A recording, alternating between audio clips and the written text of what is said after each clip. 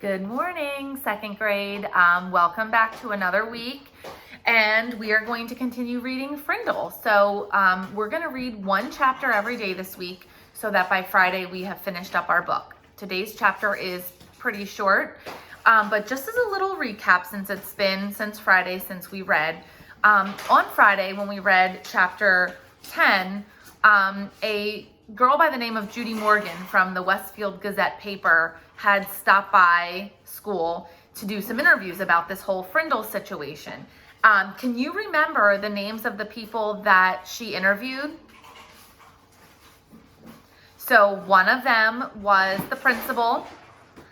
She interviewed Mrs. Granger, and then she unknowingly interviewed Nick. She found out and figured out it was Nick later on, but she actually got to talk to Nick even though he didn't tell her who he was. So here we go with chapter 11. Extra, extra, read all about it. On Thursday morning, the Westfield Gazette was delivered to all 12,297 homes and post office boxes in Westfield. The story about Lincoln Elementary School was the first item on the front page, and the headline, "Local fifth grader says, 'Move over, Mr. Webster.'" It was quite an article. Not that Judy Morgan didn't tell the truth. Every statement in the article was completely true. It was the particular way she told the truth that got things hopping around town. For example, this sentence about Mrs. Granger.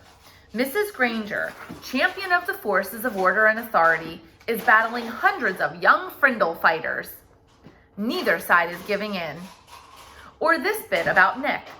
Everyone agrees that Nick Allen masterminded this plot that cleverly raises issues about free speech and academic rules. He is the boy who invented the new word. Or this last sentence in the article.